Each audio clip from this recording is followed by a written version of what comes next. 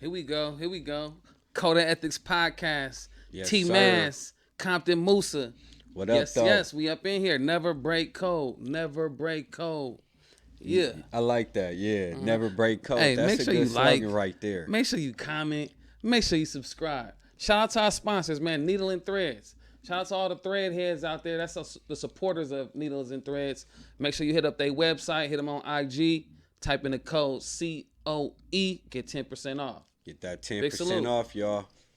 Man, yeah, what's man. been up, though, T? How Hey you man, it been, been lit. man? I've been pretty good, man. Just dibbling, dabbling, doing my little regular 9 to 5 work, man. My daddy stuff, man, and also jumping back into the music. I got 3 singles that's out right now, man. Make sure y'all go check them things out on all streaming platforms. The first one is called "Let's Get Into It," and Let's Get Into It. That's what Big O Meezy from Sick With It, in a homeboy position and featuring myself. Man, that thing Yes, is sir. banging. Make sure y'all go slide through all the platforms and stream that thing. I got another single that's on my boy Shield Mac new project that just dropped. What? His you got project something with Shield Mac? Yeah. His project called yeah, Bounce that's Out and fire, Bite huh? Down. Bounce Out and Bite Down. Make sure y'all go stream that thing on Shield Mac Yeah. channel. We got a song called One Day on there, and that's featuring myself, my homeboy Good Riddance, and Cuzzo D Gunner. And then I got a third single, man. T-Mazz Love Cloud Restored, man. It's called, what's the name of that thing? It's called Run That Bag Up, man. T-Mazz, produced by that boy L Fingers. Yeah, make sure you go check that thing out Run when you that get a bag chance, up. man. Oh, you been All working, kind T? of music going on right Yeah, now, I see man. you really back on the music. When Yeah, you say you on yeah, the music, yeah. you really back on the Yes, music. sir. You been in the studio going crazy, huh? Features, all that. Okay. For yeah. sure. And they got a little album finna drop pretty soon too in the next few weeks or so. I'm just trying to wrap up these last few songs and stuff. I got a couple people on there, a couple songs y'all didn't heard and stuff that ain't really got put on no project. So I'm finna Okay. wrap it all up, put it all together, and put it on out, man. I'm tired of just doing music and having it sit, you know what I Sitting, mean, all that kind of stuff. So Yeah. so be on the lookout for Well, some new you stuff. got with a T-Mazz title for coming that? soon. It's gonna probably be called Harris Island 2. So okay. be on the lookout for that thing, man. It's coming soon. You know what I mean? Make But sure check they out those 3 stay singles. tuned to that. Let's- Hey, and yep. also, man, make sure you, again, like he said, like, comment, subscribe, share, cut, make a reel. Hey, man, we appreciate it all. All of it, huh? Shout out Needles and Threads, man. Shout out to the homie out there in Texas, man. Dallas and Texas, you know what I mean? Already. You heard? But look, man, it's a lot going on in the world, man. I appreciate everybody, who been rocking with us from the jump and everybody who joined recently. You know what I'm saying? We got more content fact. coming. It's been a lot going on in the world. We'll start with just headlining news. You know what I mean? So we're gonna go ahead and shout out Donald Trump for his recent pardons to Yeah, we a gotta couple shout pillars that in the man black out, huh? community. Yeah, man. Yeah. So Trump, what did he just do? He pardoned Larry Hoover and, Larry Hoover. pardoned NBA young NBA boy. young boy. Yep. And he been pardoning a lot of other people too. Like, what does that mean to the black community? To us, it's like, appreciation. You get what I'm saying? I mean, because Larry Hoover been in jail for a long time. I can't just say the amount of numbers off the top of my head, but Yeah. the amount of time is ridiculous, for any crime at one point. You get what I'm saying? So Right. that's a blessing, especially for Chicago. Hell yeah. And on this platform, we like to evaluate a concept from both sides of the coin. So some people feel are like it's a good thing that he's pardoning these people, getting them out of jail, right? Right. But there's other people who may have been victimized as a result of whatever crime occurred, right? And they Right. probably don't feel that same excitement about that person being pardoned. Like, what kind of That's thoughts true. do you have about that? I mean, with that, there's never going to be a winning side, to the situation, because here's a man still in all. He is a man. He has a family as well. He has a wife, a kid. You get what I'm saying? And, of course, the victim side. So, it's like a lose-lose. That's why it's important to advocate for black-on-black violence to stop. You Real get what talk. I'm saying? It's Real talk. important to push peace amongst our communities. And I believe that Larry Hoover got the mindset because the way he was thinking as a kid in the interviews that he did and the way he was talking then, yeah, So he's sharp. he's had a lot of time in there to sharpen his mindset, change the Yeah, way he thinks. You know what I'm yeah, saying? Which can be a positive thing for himself, his family, and the community that yeah. he's returning I to. mean, he been in the feds. I think locked down 24 hours. I believe they bring the showers to you and all that. 24 So years. no, 24 hours a day locked A down. day, a Just, day. Okay, you got you, know, all got day. you. I think they secluded from everybody, isolated. I think it's the same place El Chapo and a few other high people is. Yeah, that's hard time right You there. get so I'm sure he was in there, you know, sharpening his mental from back then to now. I'm sure. And the point that I want to make on this concept is, you know, when you in prison, and I haven't gone to prison as an inmate. I actually worked in there as a psychologist, right? Right. And I worked with a lot of people in there who were either lifers, had an extended period of time, people who were about to get out. You know, I worked in the section, and that's the section of the prison. Like, if a person catches a new charge in there, then they go to the jail within the prison until those Okay. charges are So adjudicated. So I where worked you in was that at, sec. that's where they was. The Okay. hole. Yeah, so I worked in Okay. the hole. And so one thing why this conversation is so important is because, you know, people in prison, they are expecting to be there for the length of that sentence, Right. right? And a lot of time Right. it's for years at a time, right? It's a amount of time that's unbearable. Like, the weight of that time seems like overpowering. You know what I mean? So, you know, when you at the beginning of that sentence and you think about all the time that you got to do, that could be overwhelming, Yeah. No, that's right? true. And Yeah. so when you think about like I'm gonna back up a little bit. That's relevant to everybody in the prison. Whoever is in prison, the amount of time that you have left, that's, you know, it's typically overwhelming unless you're about to get out. You know what I mean? And then certain people have certain stresses about returning back to the community, right? It's Yeah. kind of They nerve don't wracking. really know what to do. They really better off in jail, literally, huh? For some people, they feel That's that way, crazy. right? They I most done heard comfortable that there. before. Yeah. But the point I'm trying to make here is that, like, when you're doing all that time, and then you got a president that says, "Hey, your charges have been forgiven. You can return back to the community immediately," right? Right. That's striking. Not only for the individual it's happening to, but people who, like, are in prison and watching it happen, right? Like, so everybody don't get a pardon, right? And for those who do get a pardon, they can be considered lucky, right? Right. Are there any other individuals, like, if you was the president, who would you pardon? If you can pardon 5 people, who would you pardon? That's crazy. 5 people? 5 people. Well, typically, you know, when you pardon people, they high profile cases. So you get what I'm saying? The average Joe ain't getting pardoned. Right. You literally have to be high profile or just so happen to have a connection or a way to get somebody's attention that's involved in prison reform. So, you know, not to throw off your question, but I pardon Tory Lanez for sure. Okay, Tory coming home. Okay. On what grounds? All grounds. All grounds. Okay, Tory, you coming home? For sure. Who else All coming home? grounds. Who else could I'm we gonna pardon one person real quick. I'm gonna throw one person in the equation. This dude, his name is Donovan the Humble King. Y'all go look him up on Facebook or on Instagram. Donovan the Humble King. I follow him, and he has a, you know, like a cell phone in his prison cell, right? And he does a lot of, like, meaningful posts about you know, enlightenment, about financial you know, little tips and things like that with, like, stock market stuff like that. But the most notable thing that people, like, go to his channel for is he didn't turn the desk in his cell into a hibachi grill, right? So they done scraped all the paint off the desk. And So he literally filming inside the cell. He filming inside the cell. Oh, He got a okay. whole store inside of his cell, and he makes dinners for people in his tier as well as his cellmate, man. And I and not just the fact that he's a cook up in there, and some of the stuff that he be making look kind of nice, but some of the messages that he talks about, I think is inspiring.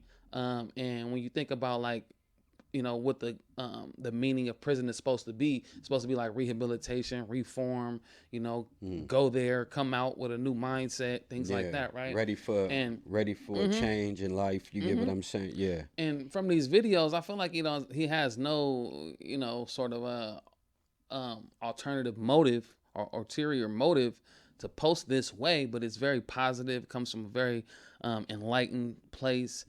Talks a lot about like forgiveness and having a second chance and maximizing your opportunities and things like that. This is coming from a cell, and it's coming from That's an inmate. crazy. Yeah. It's coming from an inmate, man. So go ahead and free that man, Donovan Humble King. Yeah, man. shout out that man. Yep. Hey man, you got to understand, it's some brilliant minds in jail. You get what I'm saying? That's why they always tell you never judge the book. Listen to the story, because somebody could be telling you something.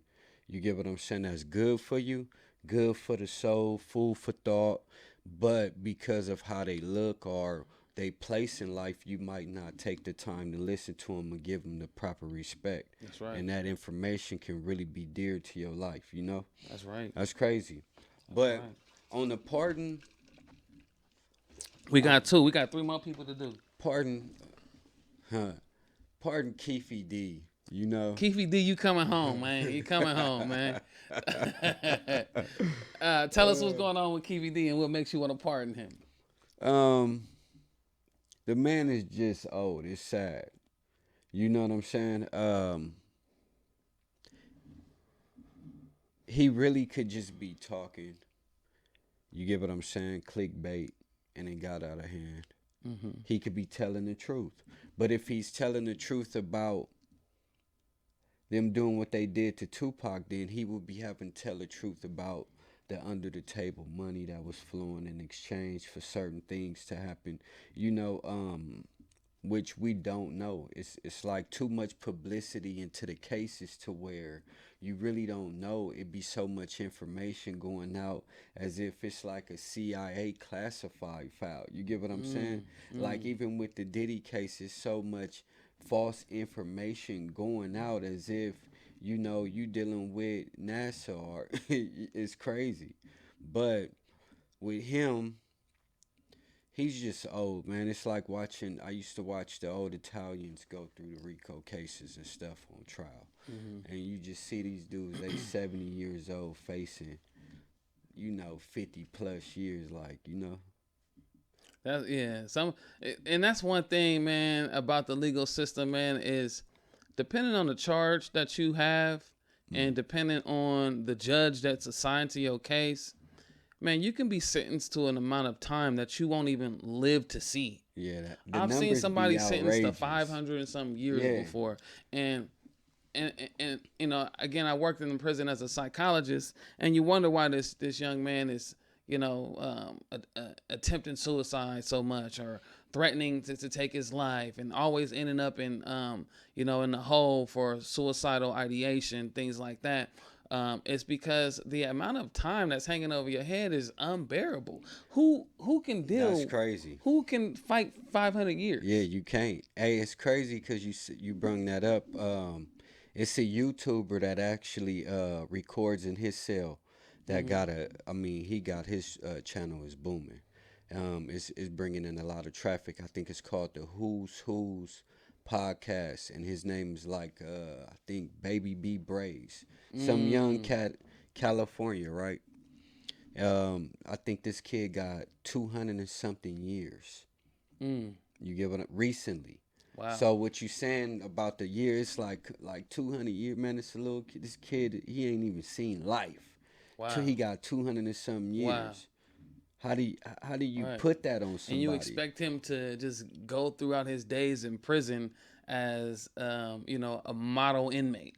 Right. That's right. That's right. He's not gonna do that. He's not gonna do that. You think it's like pushed on him to where I'm gonna give you these numbers so maybe it'll take you over the edge to where you'll go harm yourself. Kill yourself. I don't know what the purpose of that is. That's a mind tactic for sure. It's really every charge, every legal charge that a person can be accused of,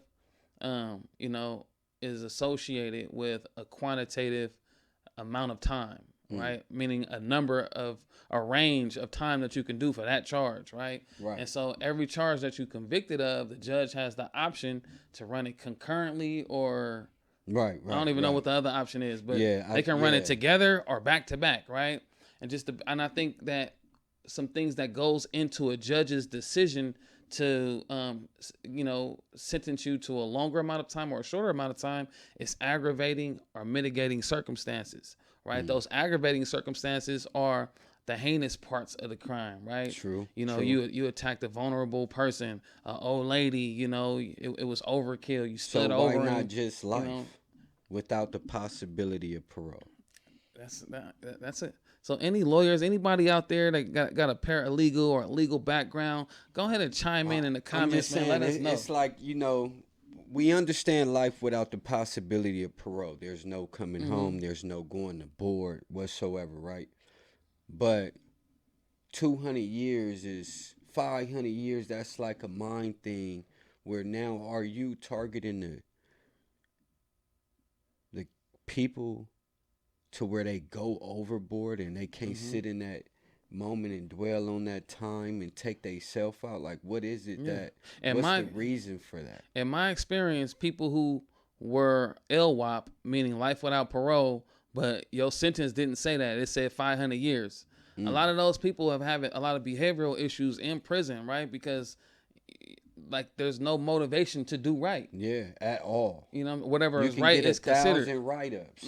Exactly. And you don't care about it because you have no chance at seeing the door, right? Yeah. But those people who got, they got some action at going home, they trying to control those 115s. That's a write-up, you know what I mean? Right. They trying to control how many of those write-ups they get because they gonna go see parole board they at some trying point, to make you know sure. what I mean? And they trying to convince the drop board their points to go on the lower yard. Exactly. Yeah, for sure. But some of those people who got all that time, man, it ain't no motivation out there to try and display positive behavior for some kind of reward.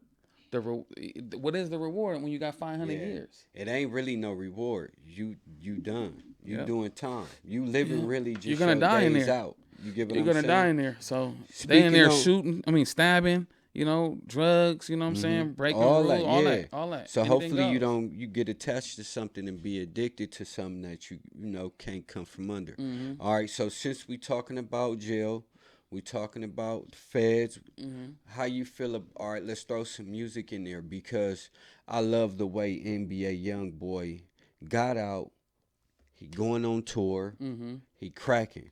Yep. Like his way of coming out is the way you want to as an artist versus how I see Young Thug. Or do Young Thug have more like stipulations on him? Like he ain't got the green light to drop music like NBA YoungBoy. I mean, I was watching that sentencing for Young Thug, and they pretty much said that he still can rap about all the same stuff that he been rapping about. And he has dropped a couple songs since he's been out, and it's no different from the stuff that he dropped prior to going to prison, right? I think a lot of it has to do with like motivation. It has to do with your team. You know what I mean? It has to do with your fan base, right? And the moves that y'all finna make. So, for example, like with YoungBoy, like you said, he came out, got a whole tour lined up. And what's even doper is he even reached out to a California artist and brought him on tour. You know what I'm saying? Until he went to jail. So shout out EBK J-Bo, who was also on that tour, but they took him off of it because he had went to jail. Right? But EBK J-Bo, that just add ticket. Like, you gonna sell tickets with that artist. I mean, coming from a person and been like, you gonna sell tickets, man. That was smart. That was very smart. And even outside of like the chess move with with him selling tickets and stuff, it's like you have a major artist, right, who just got pardoned by Donald Trump, and you're on his radar, literally. And you're on his radar. I mean, he's been listening to you exactly. Way before he thought about this. Like, soon as I get out, I'm gonna find a way to, and that's love. That's how you show real love. That shows that J-Bo doing something with his music too. Yeah. Even though a lot of the music that he's dropping is you know what I'm saying, it's with the shit. You know what I mean? Yeah, I mean, with all that. That's his mind. You get what I'm saying? But the shit, he dope with the pen. However he go crazy. He go crazy. However he record, he dope at it. You get what I'm saying?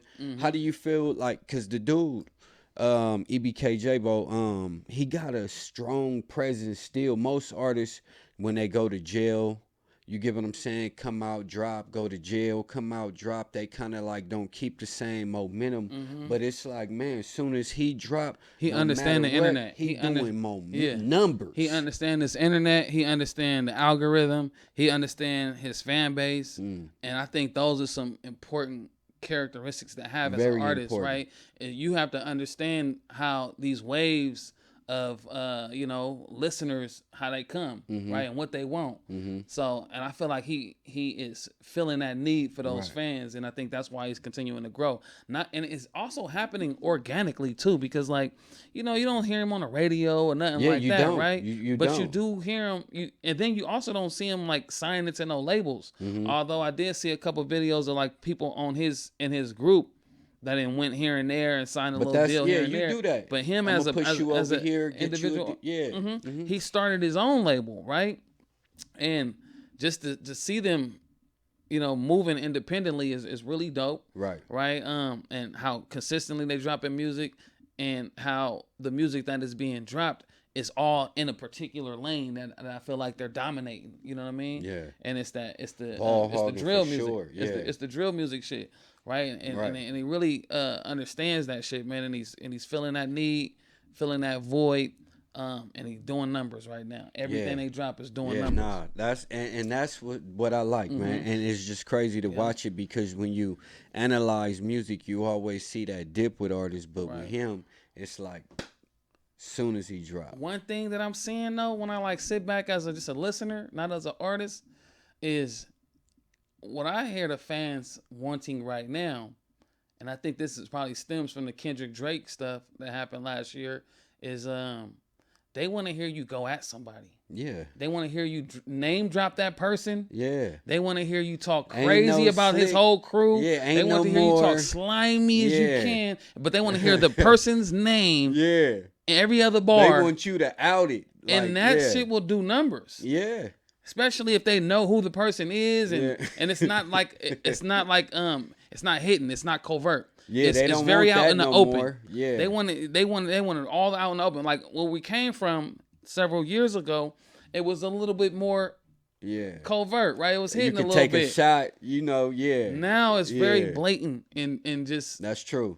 It's so crazy where the culture is going from then to now. Now it's like, they want you to crash out for them seconds and be like, oh, okay, we ran that up. Now let's go to the, you get what I mean? That's crazy, because they want you to put it out there. They want to know why. They want receipts.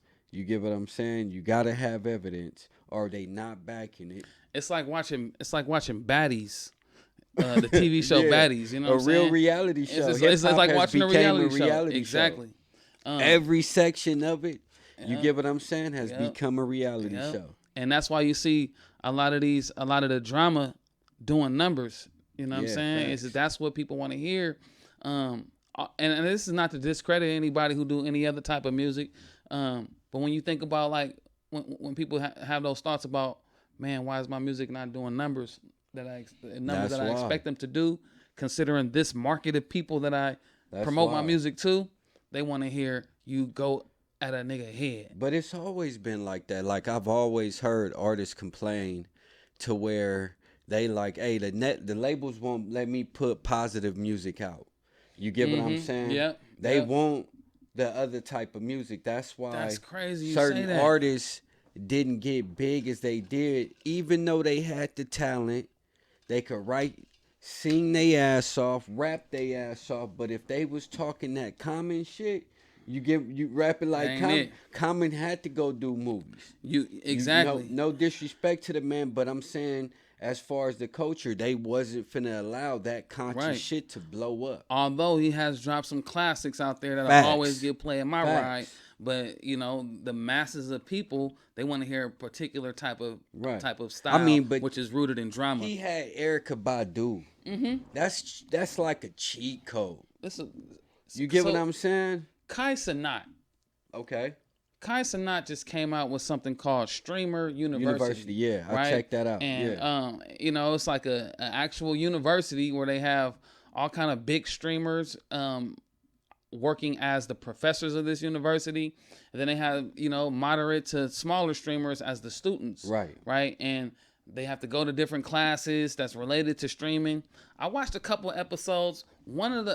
Something that jumped out at me, they had a class that was taught by DDG, and this class was called online beefing. Yeah. Right? Yeah. And he talked about the importance of in online beefing and how that is directly related to the algorithm, everything, to increase views, increased impressions, increased engagement. And he ain't never lost. And all of that. Yeah, right? And so it's fascinating how how they discuss online beef, and they discussed it from a perspective as like, you know, you have to be able to talk about your opponent, right? Say all this crazy stuff about your opponent, but be ready to apologize in the end. Yeah. Like, you know, we just trolling. The strategy they gave for online beefing suggested that it will never lead to anything physical. It won't lead to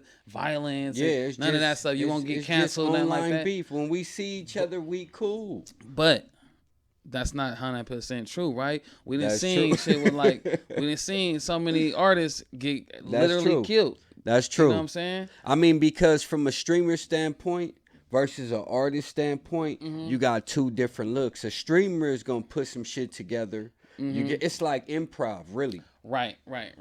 You get what I'm saying? Versus an artist, this is his image. That's a good point you're making. Artist image is based off of street cred, so they not willing to take what you willing to take as a streamer. Right. And so that's a great point that you're making. I was taking the information that was given in that class and applying it to the life of a rapper promoting himself online, right? That's smart. A rapper doing online beefing and stuff like that can lead to violence. It really for sure. can, yeah. But an actual streamer, maybe not. Because some of them streamers have faceless channels. Some of those streamers are just, you know, they ain't never outside. I believe that's like an understanding in the streaming world. Like, hey, bro, listen. If we go at each other, that's just for the views and for us to run it up. It's really like a help for another streamer, meaning like if you were on the lower tier of streaming and not get involved with you and beef with you, now all my fans is going to look at you. Exactly. Now I just built you up. But when we see each other, it's like an understanding of streamers. Bro, I'm not finna lose my ads, lose my sponsorships.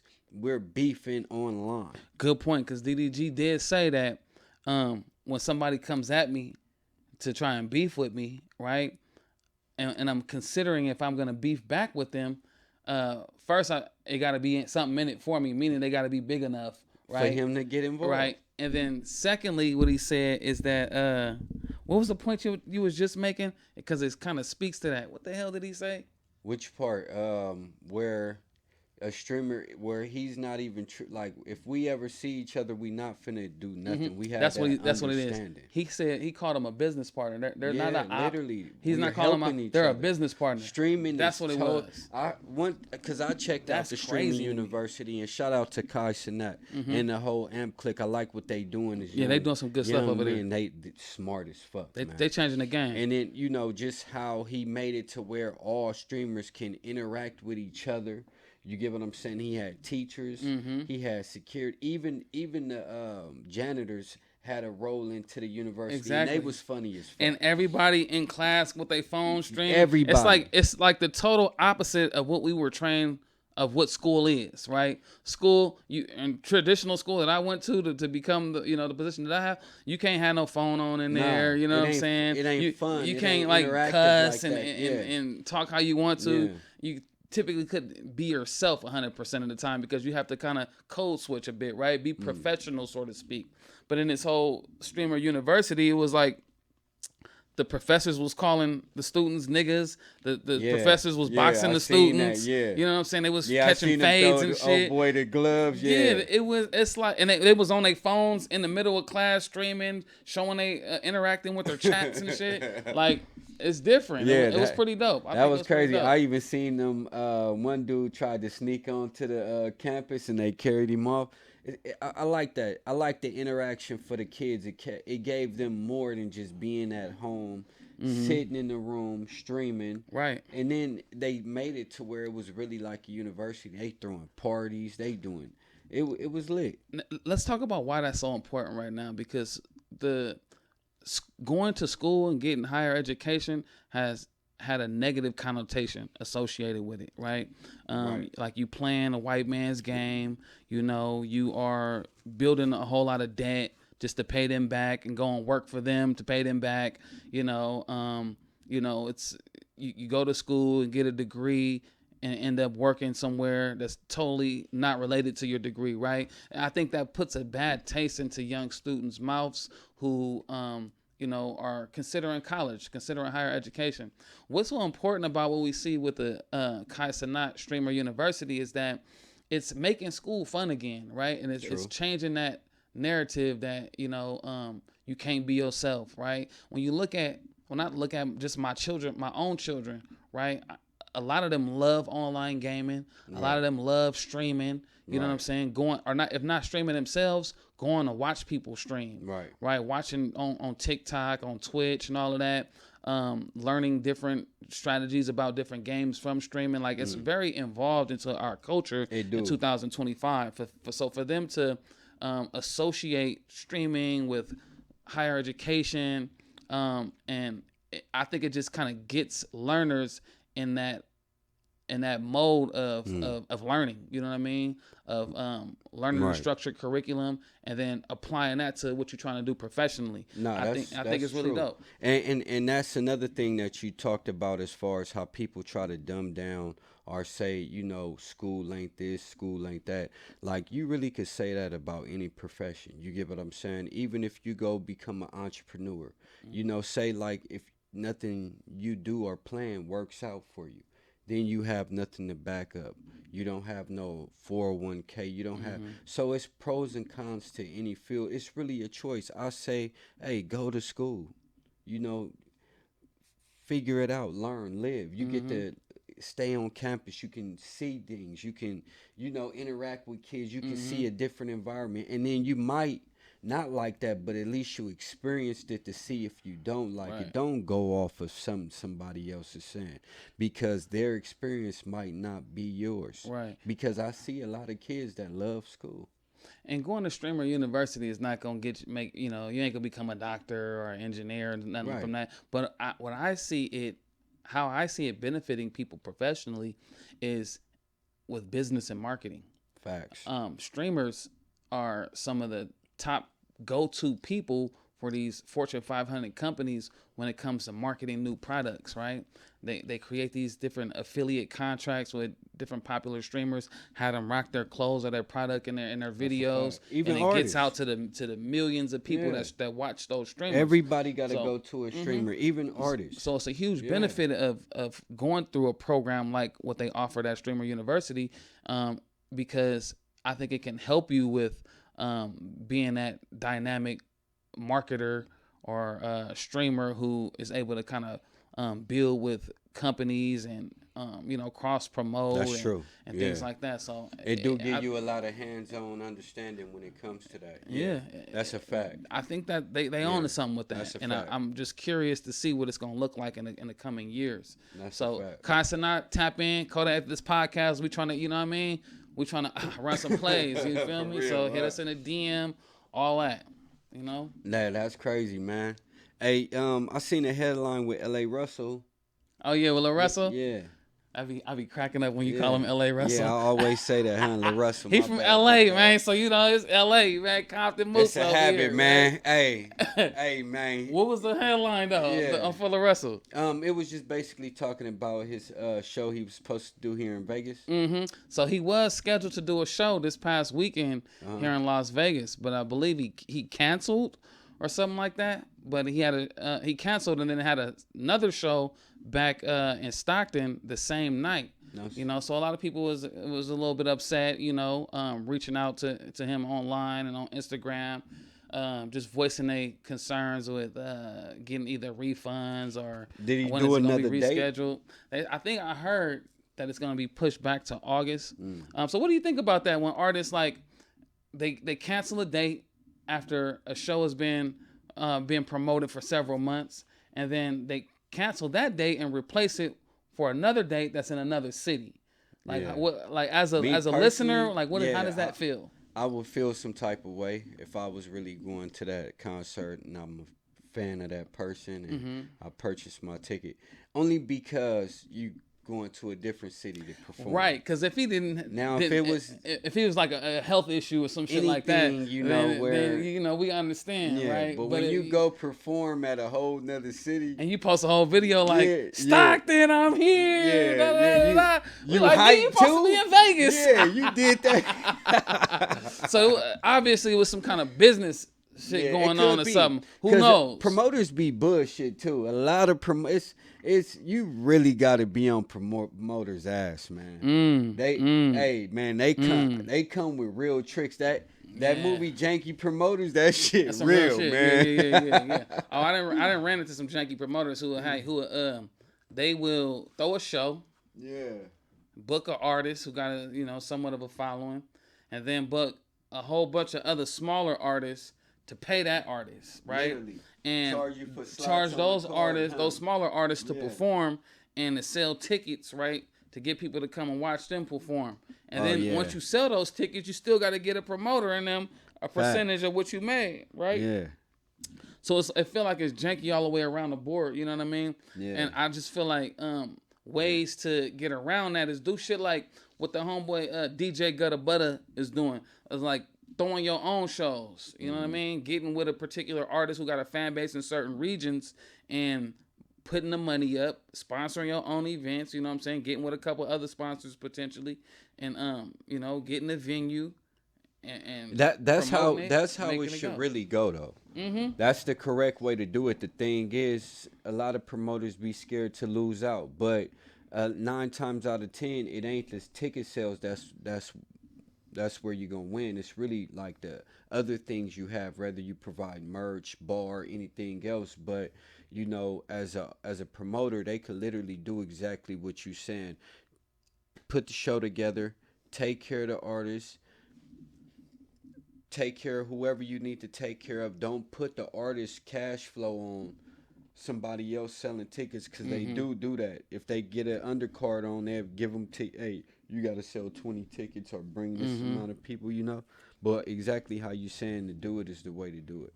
Hey, Musa, man. I got this little verse I've been trying to work on, man. Let me try to spit that shit. He's been working. Let me know what you think, man. Hey, let me hear that shit, man.